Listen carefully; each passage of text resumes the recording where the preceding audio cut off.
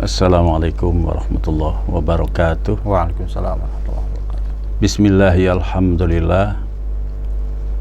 Wassalatu wassalamu ala rasulillah wa ala alihi wa sahbihi wa jundihi wa man tabi'ahum bi ihsanin ila yaumil qiyamah. Masyaallahu kan wa malam yasha' lam yakun, la haula wa la quwata illa billah, amma ba'd. Ayyuhal ikhwah rahimakumullah, ayyuhal muslimun, mudah-mudahan senantiasa dirahmati Allah Subhanahu wa taala. Selalu saja saya mengingatkan sebagai mukadimah adalah tidak ada kalimah yang lebih indah dari kalimah hamdalah, alhamdulillahirabbil alamin. Kalimat ini selalu mengingatkan kita, karena ketika kita mengucapkan kalimat itu, maka terbayang oleh kita bahwa ternyata segala kebajikan, keutamaan mutlak milik Allah, diberikan kepada siapa yang dikehendaki dan dibagi sesuai dengan keadilan Allah. Itu juga artinya bahwa yang kita miliki adalah titipan Allah, adalah amanah Allah semata-mata, dan sekaligus kalau Allah tidak memberikan itu, berarti kita ini menjadi hamba Allah yang tidak punya apa-apa, tidak bisa apa-apa, dan tidak tahu apa-apa. Maka amat sangat tercela orang yang merasa dirinya hebat, kemudian sombong dan takabur, sampai berani menolak kebenaran dari firman Allah, dan selalu saja dalam sikapnya yang angkuh melecehkan terhadap orang lain, karena menganggap bahwa orang lain lebih rendah daripada dirinya, dan dirinya adalah merasa manusia yang paling hebat. Ini satu bentuk perbuatan yang paling dicela dan dibenci oleh Allah Subhanahu wa taala. Dengan kalimat hamdalah, insya Allah mudah-mudahan akan lahir al-insafu min nafsi, kesadaran diri, keinsafan diri. Dan kalaupun ada butiran-butiran yang muncul di dalam lubuk hati, kebanggaan dan benih-benih kesombongan, mudah-mudahan dengan menghayati kalimat hamdalah tadi menjadi terkikis dan habislah bersih dari jiwa kita semuanya. Amin, Allahumma amin. Ayyuhal ikhwah rahimakumullah, wahai saudara-saudaraku yang mudah-mudahan senantiasa dirahmati Allah Subhanahu wa taala. Secara ilmu barangkali sudah amat banyak dituangkan, apalagi pada era informasi seperti sekarang. Mau menjadi orang baik juga mudah, karena sarananya, fasilitasnya jauh melampaui keperluan-keperluan yang kita hajatkan. Dan kalau mau berbuat maksiat dan dosa juga peluangnya memungkinkan, karena sarananya lebih mudah.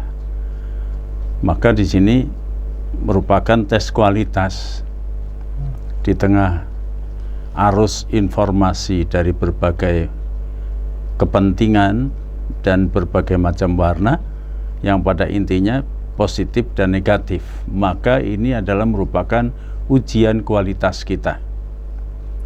Kalau kita berkualitas, walaupun di tengah-tengah informasi yang negatif, dia tetap akan positif. Seperti mutiara, dia akan tetap bersinar walaupun di tengah comberan.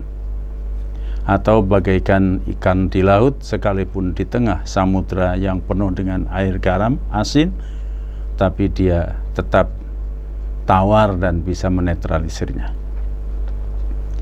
Oleh karena itu, manusia menjadi warnanya itu akan tergantung dari apa yang dia pilih. Maka tidak salah kalau orang mengatakan hidup adalah sebuah pilihan. Betul. Di hadapan kita hamparan beraneka macam pilihan-pilihan. Kita tinggal memilih yang mana dan mau kemana. Dan itu menunjukkan jati diri kita. Kalau kecenderungan seseorang tomak terhadap dunia, pasti dia milih hal-hal yang sifatnya duniawi, kesenangan sesaat.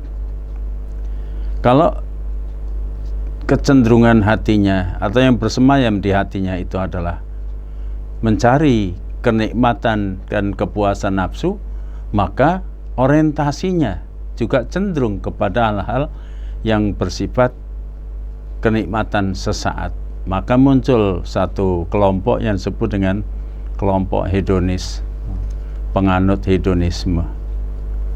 Jadi di kemana ada kenikmatan yang dianggap bisa memuaskan dahaga jiwanya, dahaga nafsunya, maka dia akan tuntut, dia akan perjuangkan. Tapi bagi orang yang orientasi dan motivasi hidupnya pengabdian kepada Allah, dia lebih cenderung kepada hal-hal yang bersifat spiritual, kepada yang bersifat ruhi, keimanan. Yang dia kejar, yang menjadi target adalah nilai-nilai keutamaan. Bagaimana memungut mutiara-mutiara hikmah dalam kehidupan di balik semua peristiwa, sehingga dia punya kualitas, punya nilai keutamaan. Kecenderungan hatinya pun kepada yang benar, pada keadilan, pada keutamaan, pada kasih sayang, care dan peduli terhadap orang lain. Kebahagiaannya pun kalau dia bisa berbagi terhadap sesama.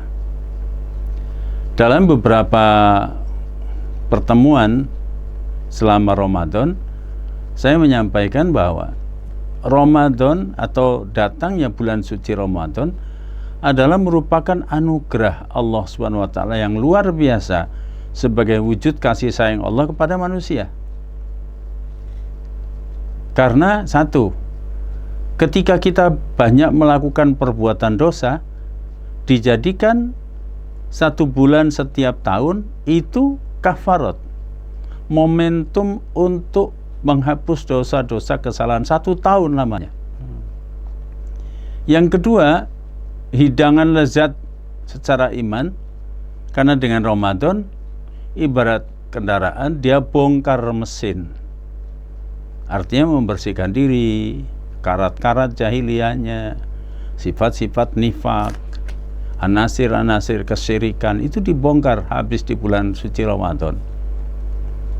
Kemudian di setiap momen-momen yang kita jumpai dalam keadaan lapar dan dahaga, dan tidak hanya itu, kan orang berpuasa bukan hanya tidak makan dan tidak minum, tapi juga menutup mata dari pandangan yang maksiat, menutup telinga dari suara-suara yang cenderung kepada berbuat dosa, bahkan berpikirnya pun terkendali.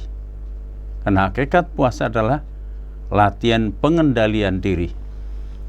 Ini artinya di bulan Ramadan atau 1 tahun sekali orang-orang beriman diberikan waktu untuk training, bongkar mesin, berbenah diri, kemudian dibersihkan dari noda dan dosa, dipancangkan ke dalam hatinya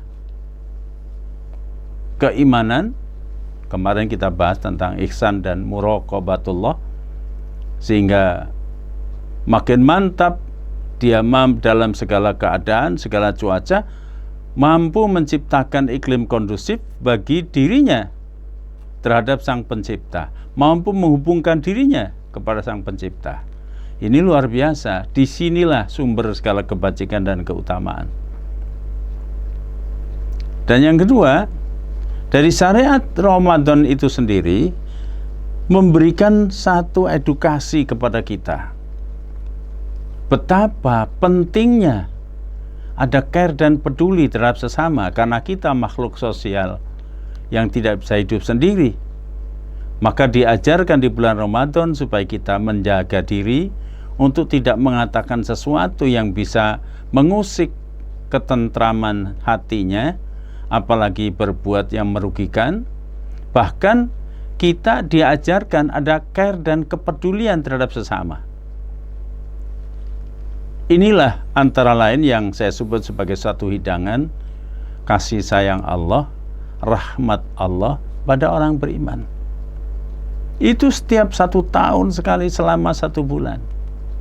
Nah sekarang di bulan Syawal ini adalah praktek hasil produk Ramadan yang dituntut bisa dipraktekkan di bulan Syawal. Maka Syawal ada yang mengartikan bulan peningkatan mutu dan kualitas kita. Jadi gemblengan mental, latihan kepribadian, karakter building, membangun kepribadian di bulan Ramadan, gemblengan itu akan kita buktikan di bulan Syawal ini. Maka judul kali ini adalah pertemuan kita follow up Ramadan. Ini sebuah tantangan. Jangan diartikan bahwa sudah puasa kemudian lebaran.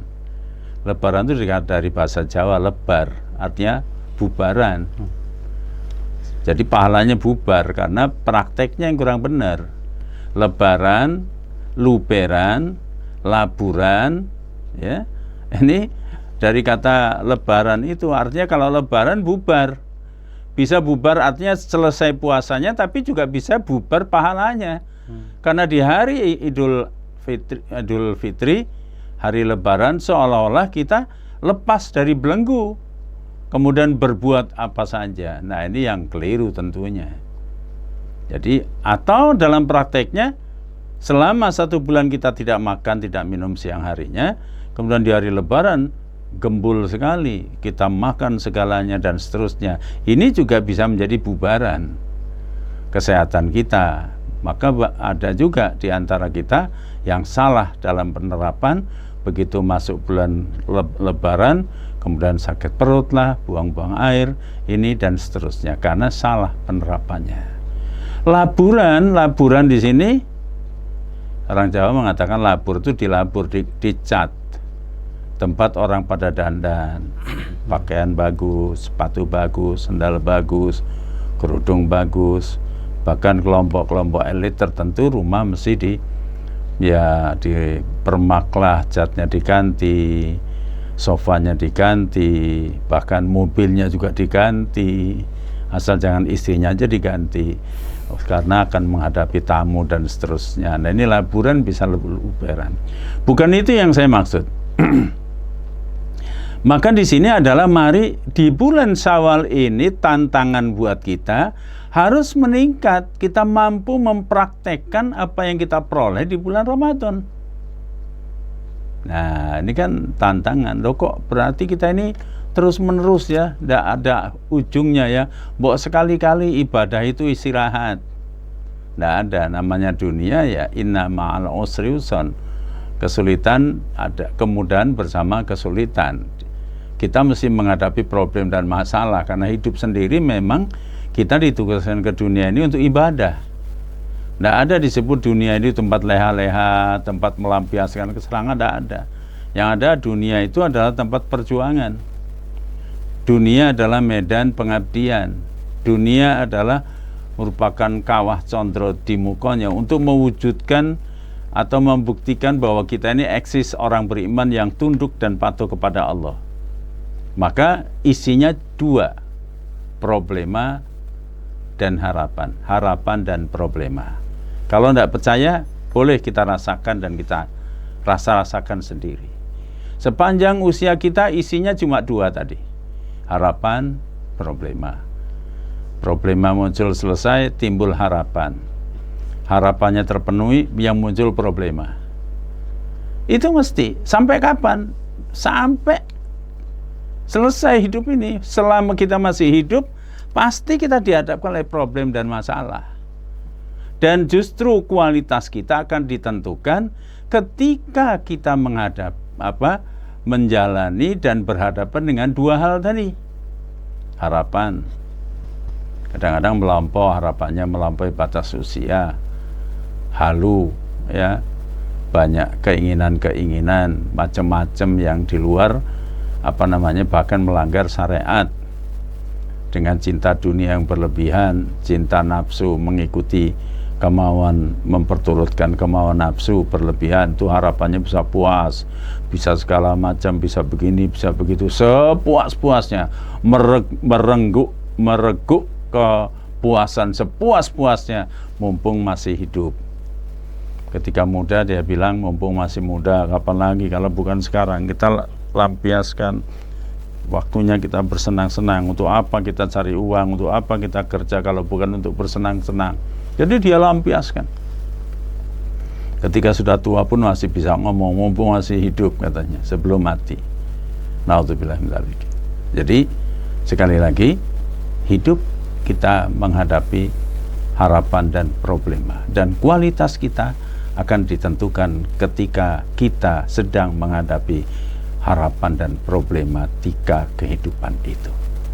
Ini semua terbukti dalam sejarah kehidupan manusia, tidak bisa dihadapi hanya dengan kecerdasan intelektual semata-mata, hanya dengan matematik, logika matematik.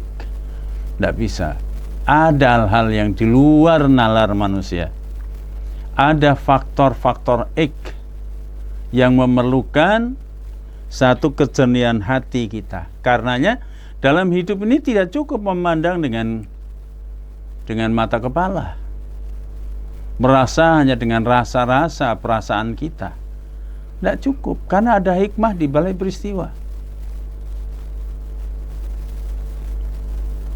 Supaya kita bisa melihat substansi kehidupan, hikmah di balik peristiwa, itu juga harus dengan mata hati.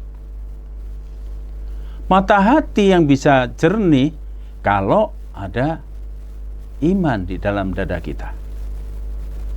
Karena terisi Al-Quran. Karena Al-Quran itu obat dan penawar jiwa. Syifa'u wa rahmah lil mu'minin. Obat penawar jiwa dan rahmat bagi orang beriman. Maka berbeda. La yastawi ashabun nari wa ashabul jannah. Berbeda, tidak sama ahli surga dan ahli neraka. Pandangan dan sikap hidupnya itu berbeda. Nah, beruntung kita sebagai orang beriman, selain diberikan Al-Quran, kita sudah menjalani diklat-diklat terus-menerus. Bahkan di bulan Syawal ini masih dilanjutkan dengan anjuran Rasulullah untuk puasa 6 hari. Bahkan diberikan satu hadiah dari Allah SWT. Kalau kita bisa melakukan puasa 6 hari selama di bulan Syawal, sama halnya dia telah puasa untuk setahun. Jadi kalau bulan Ramadan dilanjutkan Syawal 6 hari, besok lagi Ramadan lagi kita lanjutkan lagi, berarti dinilai oleh Allah SWT sebagai hamba Allah yang berpuasa selama-lamanya. Nah, ini beruntung sekali. Jadi yang belum melakukan saum sunnah Syawal, ya laksanakan. Boleh langsung pada saat hari kedua Idul Fitri kita berbuka, kemudian paginya kita saum terus sampai selesai. Nah, selesainya minggu Sabtu selesai. Kalau di Jawa ada istilahnya lebaran ketupat. Jadi lebaran yang ramai justru sesudah melakukan puasa Syawal. Yang belum atau yang nggak bisa berurutan bisa diselang-selang. Atau diselang-selang juga sibuk karena dan sebagainya. Pokoknya disebutkan di sana jangan sampai lewat di bulan Syawal, kita harus bisa tunaikan saum selama 6 hari. Ayyuhal ikhwah rahimakumullah. Terakhir kemarin pada judul menjelang Ramadan, harap-harap cemas. Harap-harap cemas yang dimaksud di situ adalah para sahabat, kita mencontoh para sahabat di akhir-akhir Ramadan, harapannya puasanya diterima, sedekahnya diterima, ibadahnya diterima. Harapannya karakter building yang kita bangun selama Ramadan betul-betul menjiwai, menjadi sibghatullah, celupan dari Allah Subhanahu wa taala, mewarnai sikap, perilaku, pikiran dan hak jiwa kita. Itu harapannya. Cemas karena khawatir jangan-jangan puasa kita ini hanya tidak makan dan tidak minum. Karena nggak ada asar, nggak ada pengaruh. Karena puasa itu yang dimaksud as-sarusiyam fibina isaksiyah. Pengaruh puasa di dalam membangun karakter itu intinya. Ada 2 poin yang sudah saya sampaikan, dan ini menjadi parameter mulia atau rendahnya derajat manusia, baik atau buruknya manusia, siapapun dia. 2 parameternya. Pertama, kemampuan seseorang yang menghubungkan dirinya kepada Allah SWT, lalu realitanya adalah iman kepada Allah, kemudian tunduk dan taat kepadanya, melaksanakan titah dan perintahnya, meninggalkan yang dilarang. Nah, ini pilar pertama. Ini disebut dengan tauhid, ta'abbud ilallah mukhlishina lahuddin. Karena memang diciptakan manusia, ya ayyuhannas u'budu rabbakumul ladzi khalaqakum walladzina min qablikum la'allakum tattaqun. Ini perintah dari Allah. Diciptakan manusia adalah memang perintahnya itu ibadah kepada Allah, agar kita bisa menjadi manusia takwa. Dan surat Az-Zariyat tegas-tegas di sana memang diciptakan manusia, tugas utamanya adalah ibadah. Wa ma khalaqtul jinna wal insa illa liya'budun. Ini yang pilar pertama. Jadi siapapun dia, tidak pandang status sosialnya, orang dari mana, keturunan siapa, kalau dia mampu menciptakan iklim kondusif pada dirinya, yang mampu menghubungkan dirinya kepada Sang Pencipta, yang konkretnya adalah iman kepada Allah, bahwa tidak ada Tuhan selain Allah dalam makhluk, sehingga tersimpul dalam kalimat la ilaha illallah, maka dia sudah mempunyai satu fondasi yang kuat untuk bisa terangkat derajatnya dan sekaligus tertolong, terlindungi dan terjaga dari Allah dari kejatuhan martabat dan harkat sebagai manusia. Dimensi yang kedua adalah dengan puasa yang dihayati dengan penghayatan yang benar, asarnya, pengaruhnya akan menjadi manusia yang punya kepribadian yang lemah lembut. Ada kepekaan sosial. Ada bisa merasa, ngerumangsani. Ada kepekaan sosial, ada care dan peduli. Karena di bulan Ramadan kita bisa merasakan betapa menderitanya orang yang lapar dan dahaga.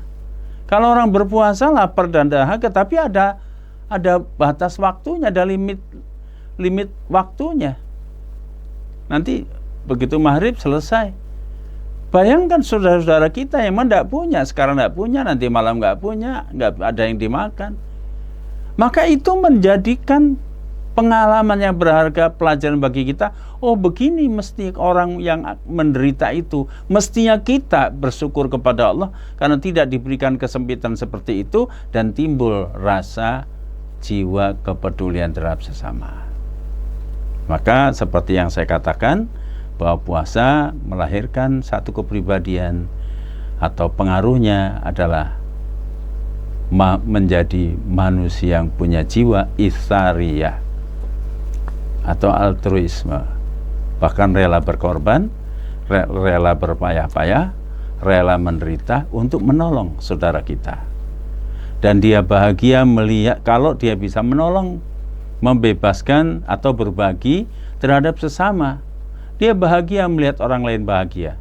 Dan sebaliknya, dia akan sedih kalau melihat orang lain sedih. Dia ikut prihatin. Itu berarti dia manusia yang punya harkat dan martabat yang tinggi. Nah, kepekaan sosial seperti ini, produk dari Ramadan yang pertama adalah ihsan dan muraqabatullah. Kemudian di bulan Syawal kita praktekkan bahwa kita mampu selalu menghubungkan dirinya kepada Allah dimanapun, dalam situasi sendiri, dalam situasi ramai, di tengah orang banyak, dia selalu dalam hidupnya merasa diawasi oleh Allah dan mampu menghubungkan dirinya kepada Sang Pencipta. Ini harus kita praktekkan. Dan ini sumber segala kebaikan, kebajikan, keutamaan. Karena kalau dia tergoda oleh bisikan setan, oleh gejolak hawa nafsu, tapi ketika dia akan mengikuti itu, kemudian dia, karena dia sudah terlatih di bulan Ramadan, mampu menghubungkan dirinya kepada Sang Pencipta dan terbentuk pada jiwanya jiwa muraqabatullah atau ihsan, dia ingat Allah melihat kita. Orang bisa kita bohongin, tapi Allah tidak bisa melihat, tidak bisa kita bohongin. Allah itu tahu. Maka kemudian dia batalkan niat buruknya itu. Maka dia terhindar dari perbuatan dosa.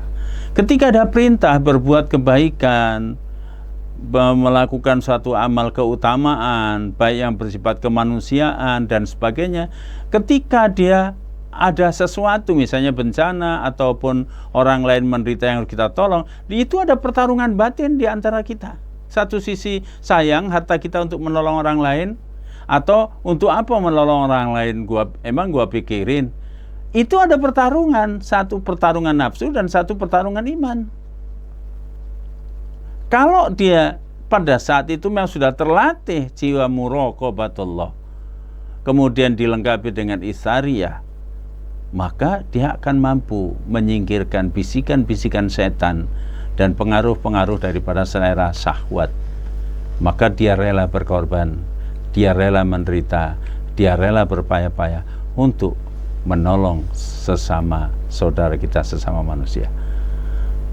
Ini saatnya kita praktekkan di bulan Syawal, nanti bulan Dzulqa'dah, Dzulhijjah, Muharram dan seterusnya, sampai nanti datang lagi bulan Ramadan, kita diperbaharui lagi, kalau ada debu-debu dibersihkannya lagi dan seterusnya. Dengan demikian maka insya Allah kita akan selamat sejahtera. Karena Allah SWT mencintai hambanya adalah orang-orang yang mempunyai jiwa yang hidup. Artinya yang tidak mati, yang tidak beku. Jiwa yang mampu menghubungkan dirinya kepada Allah setiap saat, sehingga dia terjaga dari perbuatan maksiat dan dosa, dan dia terjaga untuk terus-menerus melakukan kebaikan, kebajikan dan ibadah kepada Allah. Kemudian yang kedua, kita akan menjadi manusia yang menciptakan nuansa dan suasana kedamaian, bahkan kesejahteraan bagi orang lain. Wabillahi taufiq wal hidayah. Assalamualaikum warahmatullahi wabarakatuh.